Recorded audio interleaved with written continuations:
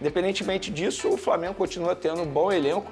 Isso não faz com que eu não pense que o Flamengo possa conseguir uma vitória lá, mesmo diante dessas dificuldades que é jogar na altitude. Fala pessoal, sejam muito bem-vindos ao Flamengo Informa e agora vamos acompanhar as últimas novidades sobre o Mengão. A imprensa carioca está ali analisando, né? Trouxe as últimas informações antes desse jogo importantíssimo do Flamengo na Liberta, um jogo complicado, um jogo que não será fácil, né? Enfrentar a LDU na altitude, a gente sabe que já não seria fácil jogar fora de casa pela Liberta, ainda mais na altitude, complica ainda mais a situação, porém o Flamengo é um time muito forte, muito qualificado, tem tudo para ir para cima, não dá para inventar desculpas, né? Tem que chegar lá e jogar bola e, se possível, né, sair com os 3 pontos, que seria o ideal nesse confronto que será muito difícil pela Liberta. Vamos acompanhar tudo o que eles falaram, a escalação do Flamengo, novidades. O Vene Casagrande trouxe as últimas informações, é o que vamos ver a partir de agora. Eu não mostro, não vai que é fonte, pô. Aí, verdade, Vene. Aí expõe o cara, entendeu? Perfeito. Obrigada, Cris. O Cris logo cortou, né? Óbvio, tá muito você não sabe quem Proteção do drone. Hein? O LDU, jogo na altitude pela Libertadores. Cadê?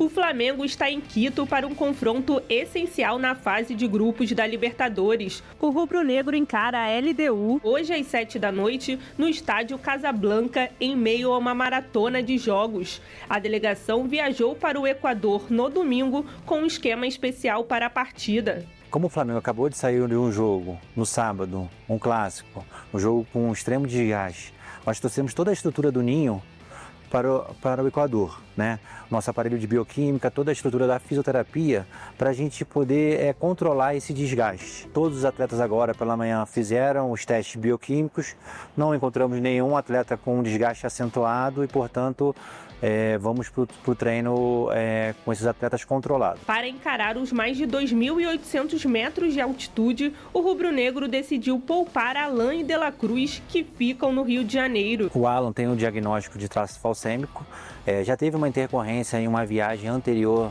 dele, então após a gente discutir o caso junto com o Dr. Luiz Macedo, fizemos a opção de preservar esse jogador. Já o Nico, ele já não se adapta bem à altura, ele relata que ele tem uma dificuldade, tem um esforço respiratório acentuado. Respeitando essa queixa do atleta, tomamos a decisão de não levá-lo para esse jogo. Um jogo decisivo na altitude que pode ser essencial para o rubro-negro na disputa pela classificação para as oitavas da Libertadores. Vene, vamos relembrar aqui os jogadores que não viajaram, ou seja, que não vão poder, obviamente, participar dessa partida. Vamos lá. Alexandro, por conta de um edema muscular. Alan e De La Cruz, como o médico Fernando Sasaki, o chefe do departamento médico do Flamengo, explicou, eles por uma questão orgânica, né? Sim, questão fisiológica deles, né? De saúde, eles não conseguem desempenhar da melhor maneira ou podem até correr risco de ter uma agravante na saúde deles se eles atuarem em uma altitude. Por conta disso, esses 3 não viajaram. Eu considero 2, pelo menos, desfalques super importantes, né? Alexandre, obviamente, por ser titular, e o nível cai muito. Para mim, talvez seja a posição que o nível mais caia quando o titular não está presente. Porque o Ayrton Lucas vive uma fase extremamente ruim com a camisa do Flamengo, e aí tem o Varela para jogar improvisado. E o De La Cruz, a titular absoluto, também não viajou, e o Alan seria uma boa opção para o segundo tempo. Mas enfim, independentemente disso, o Flamengo continua tendo um bom elenco. Isso não faz com que eu não pense que o Flamengo possa conseguir uma vitória lá, mesmo diante dessas dificuldades que é jogar na altitude. O retrospecto do Flamengo também não é nada favorável. De ninguém, Vene. Em 6 jogos lá contra equipes equatorianas, o Flamengo só venceu um e foi justamente diante da LDU. Eu confesso para você que, para mim, óbvio, esse é o jogo mais difícil da fase de grupos e eu estou com certo receio, não estou tão confiante numa vitória do Flamengo, não. Mas mesmo assim, com a matéria-prima que o Felipe Luiz tem à disposição, ele pode sim pensar numa vitória lá fora de casa. Não pode perder. Eu acho que o Flamengo não pode perder esse jogo. Se perder esse jogo, vai se complicar e muito na fase de grupos, vai passar perrengue novamente, tal como aconteceu nas temporadas anteriores, o que eu considero absurdo. Porque quando teve o sorteio aqui da fase de grupos, nós consideramos o Flamengo amplamente favorito, com a possibilidade de conseguir 15 e 16 pontos. E agora está passando dificuldade caso perca. pode até ganhar, obviamente. Eu espero que não perca. Eu acho que conseguir empate lá também já pode comemorar, porque é um resultado importante.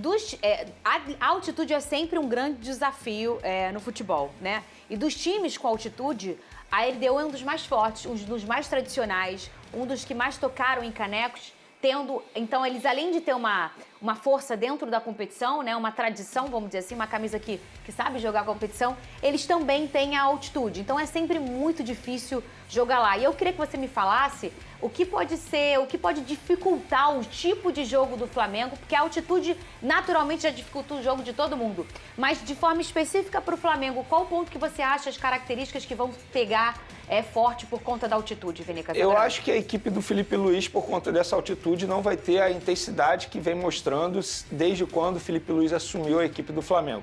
Por exemplo, no segundo tempo, eu imagino um Flamengo totalmente desgastado, não conseguindo fazer aquela marcação sob pressão que a gente costuma ver até os minutos finais. Então, por conta disso, se eu fosse treinador do Flamengo, eu pensaria numa estratégia de tentar fazer o resultado no primeiro tempo, aproveitar o fôlego de maneira literal ainda no primeiro tempo. E eu escalaria jogadores para isso. Por exemplo, o Gonzalo Plata, para mim, tem que ser titular. É um jogador equatoriano, vive grande momento com a camisa do Flamengo, vive um bom momento e ele está acostumado a jogar na altitude. O Luiz Araújo, por exemplo, na última vez que o Flamengo jogou na altitude, ainda com o Tite, foi o jogador que mais desempenhou, fisicamente falando. Foi muito bem, então eu também começaria com ele. Então eu iria para o all-in, digamos assim, já no primeiro tempo, tentar fazer o resultado no primeiro tempo e no segundo tempo você administrar. Mas óbvio, eu não sou o treinador do Flamengo, estou aqui dizendo o que eu faria. Mas o Felipe Luiz está lá no dia a dia e de repente ele tem uma estratégia diferente. A informação que eu tenho, que a dupla de volantes mais provável que seja Everton Araújo e Pulgar.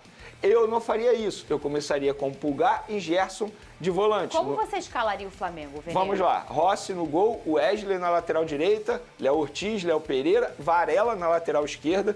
E aí meu meio de campo seria Pulgar, Gerson fazendo a função ali que o De La Cruz faria, Arrascaeta. Numa ponta, Luiz Araújo, numa ponta, Gonzalo Plata, e de centroavante eu colocaria o Juninho. Porque é um jogador que, fisicamente falando, também a gente viu aí que ele sai muito bem, tem uma intensidade muito boa. Então eu aproveitaria isso já no primeiro tempo. Lucas Pedrosa, você concorda? Não que isso seja um problema seu hoje, hein, ô Lucas Pedrosa? Mas você, como é um cara muito imparcial, e todo mundo sabe disso, você é mesmo, é um grande profissional, eu quero que você comente. O Vene escalaria o Fla desse jeito. Você também acha que essa é a melhor opção do Flamengo? Porque o Vene já trouxe um provável meio-campo ali, a dupla de volante, e que ele já discordou, ele faria um pouquinho diferente. Como você faria, Lucas Pedrosa?